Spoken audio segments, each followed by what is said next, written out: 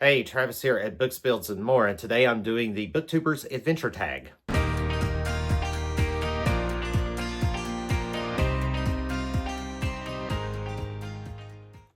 I was tagged by Cliff Stark Gems to do this tag, and the tag itself was created by a creator named Nikki at My Messy Bookshelf to celebrate her 2 years of being on BookTube. So congratulations to this BookTuber for that.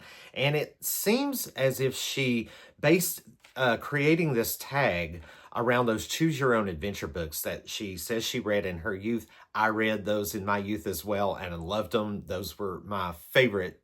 Those were my all-time go-to books for a long time, a large portion of my youth. So yeah, I've got that in common with her on that point.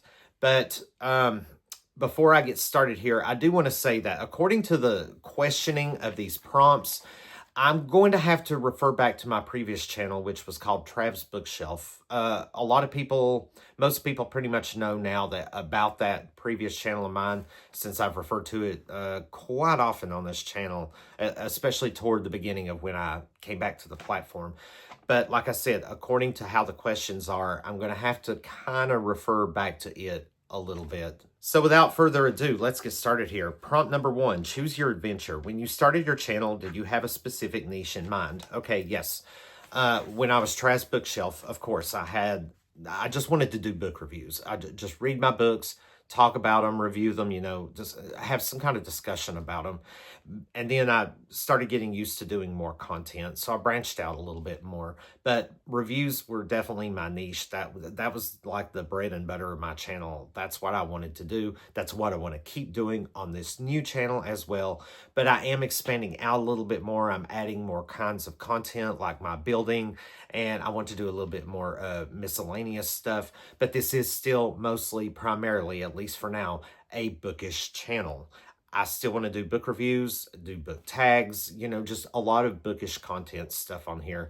So yeah, I think the niche is still the same on this channel as it was on my previous one, but a lot more added into it. Prompt number 2, choose your character. When you started your channel, did your true personality shine through, and do you think it does now? Yes, on both counts. Always when I started this channel, even back on Trav's Bookshelf, I am who I am. I'm going to be me. I don't need to be anybody else. I don't need to be showcasey or anything. I mean, I've done a few things to just kind of like spice up my content a little bit, make it a little bit more interesting, but that has nothing to do with my personality, I don't think. Maybe show off my creativity a little bit, or lack thereof, because I'm not a very creative person.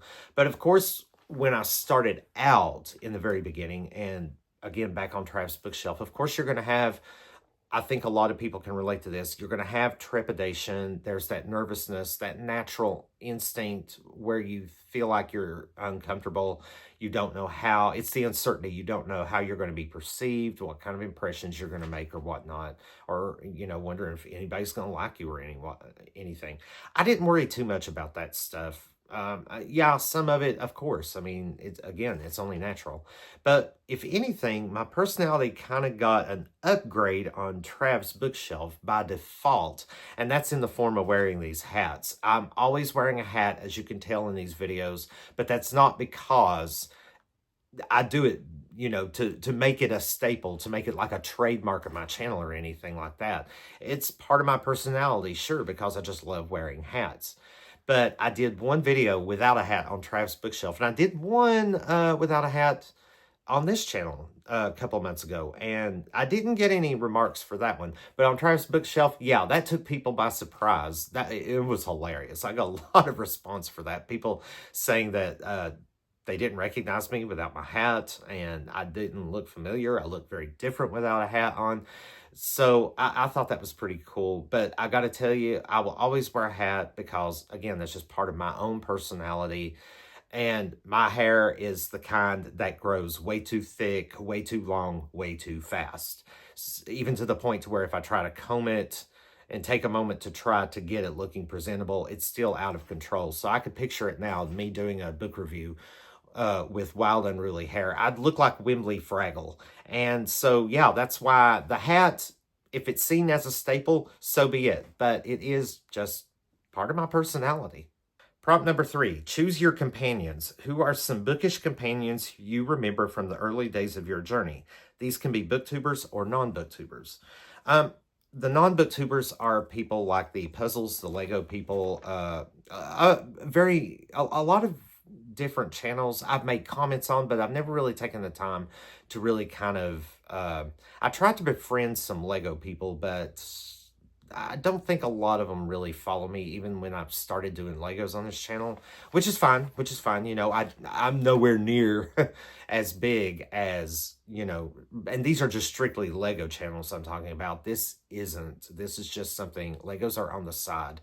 So yeah, I can understand anything. But as far as booktubers go, in the early days of Trav's Bookshelf, I'm going to say up to half a year after starting Trav's Bookshelf, I didn't really have a set friend base. I was just getting some compliments here and there from, like, I guess, passersby, if you want to call them that, but never really had any long-term, you know, kind of a platform relationship with them until I started meeting a few more that were long-term and became a little bit more like the Book Buds and, you know, Jess Book Girl TV, Brian at Brian the Crustic, Albert the Conjugator, and Brian at, well, he used to be Adventures in Literature, but now he's Casper's Mystery Corner, as well as a few others, you know, here and there.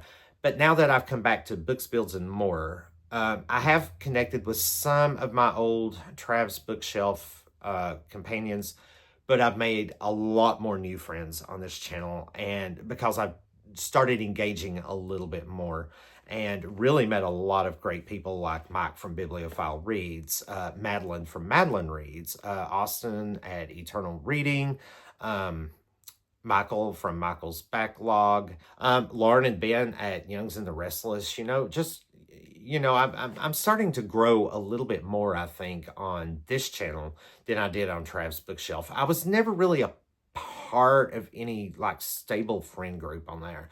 I was just familiar with a lot of people on there, but now on this channel, I feel like I'm actually establishing an actual base with people. On Trav's Bookshelf, no, I was kind of a black sheep. I liked being rogue. I liked kind of, you know, staying to myself a little bit, which was fine, you know, which is, and something I kind of wanted to do.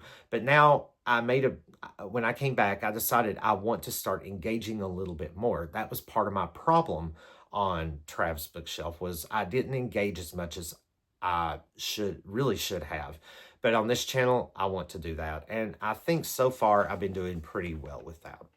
Prompt number 4, the quest. Choose one or all 3 of the following obstacles. And I'm going to go ahead and do all 3 of them. I mean, why not? The first one is the comparison curse. How do you handle comparing your channel to others? I don't. In no way, shape, form, or fashion do I ever, or will I ever, or I have never compared myself to anybody. I think we're all equally on here for our own reasons. There's absolutely no reason for me to compare myself to anybody else. If people want to compare them for their own reasons, then I guess that's okay, as long as it's reasonable reasons. I know that doesn't make sense, but I hope that makes sense.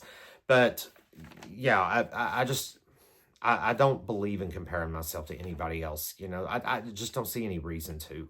You know, I think we're all equal on here and unique, and we all offer something different, you know, in ourselves. The second one is the algorithm dragon. What has been your biggest frustration with growth, views, or consistency? Okay, I'm gonna be very brief with this one as well. The algorithm, right there, you've already lost me. Don't understand it. Don't know anything about it. If anybody truly understands it, please feel free to explain it to me, you know. But honestly, I don't think anybody 100% knows how the algorithm works. And if you do, please let me know. But I don't care about the algorithm. I don't care about growth, views. I'm not on here for the numbers. You know, I don't do numbers. In fact, I'm one of those 5 out of 4 people who struggle with math. So why would I worry about numbers? But consistency, I I don't really struggle with consistency because I don't feel like I need to be consistent. I do understand where people would say that consistency is important, and I do agree with that and see where that could be, important. To me, I don't think it is. I mean, the only thing I'm really consistent with are like my monthly channel recaps, and that's so far. And I feel like that's something that's very time specific. I feel like I need to get those in as close to the end of the month I'm doing, or the first of the next month, so that it can be close to the previous month that I'm talking about, so I can, so it feels fresh, even though these videos are going to be up here possibly for years, down the road.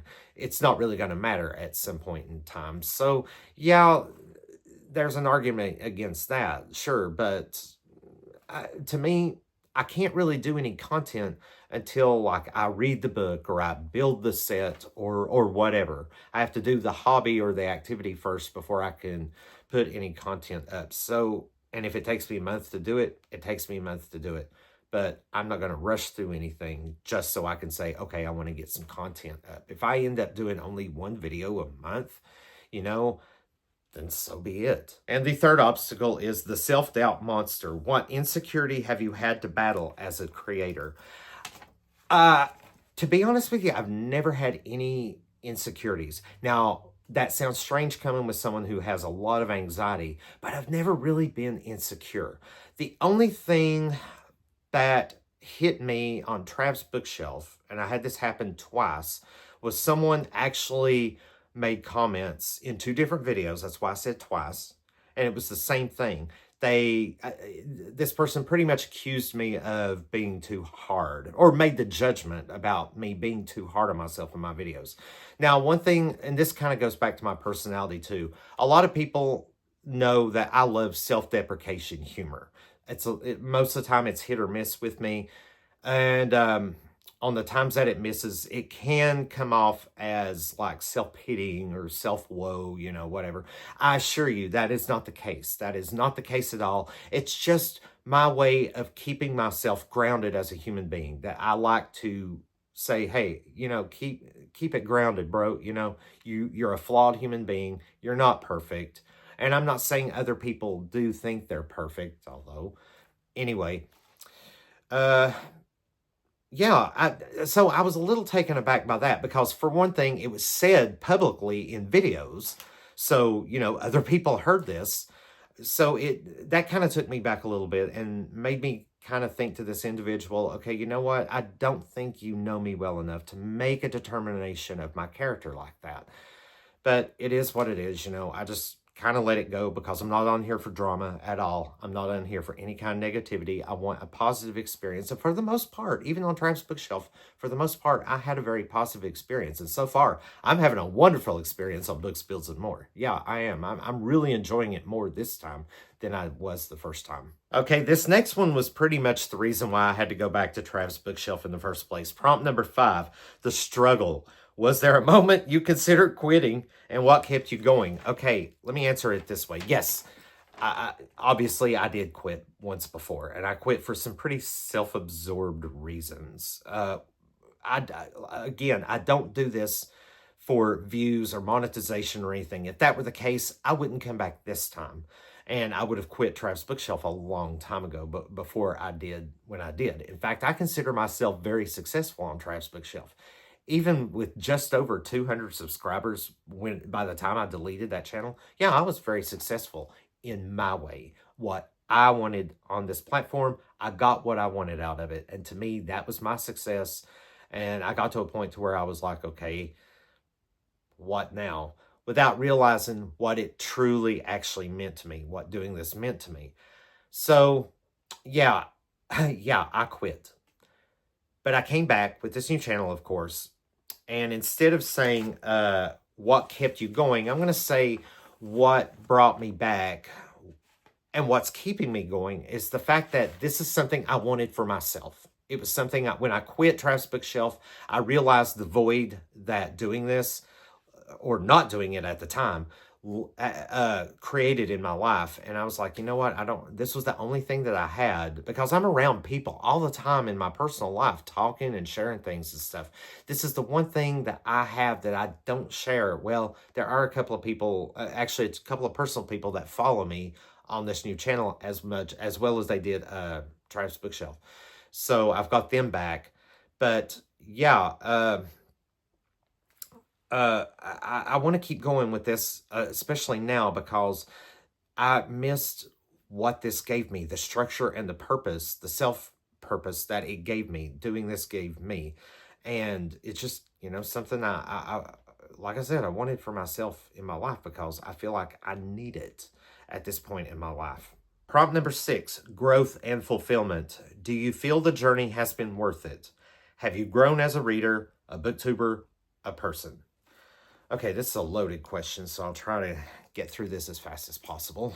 I don't want this to be way too long. I know I've been ranty enough, but okay, do you feel the journey has been worth it? Yes, absolutely it was. And even when I quit Travis Bookshelf, was the journey worth it? Absolutely it was. Absolutely it was. I wouldn't, even though I still don't regret deleting Travis Bookshelf. It was still worth the journey, and doing this, again, coming back as Books, Builds, and More, I feel like it's more worth it this time around, to be honest with you.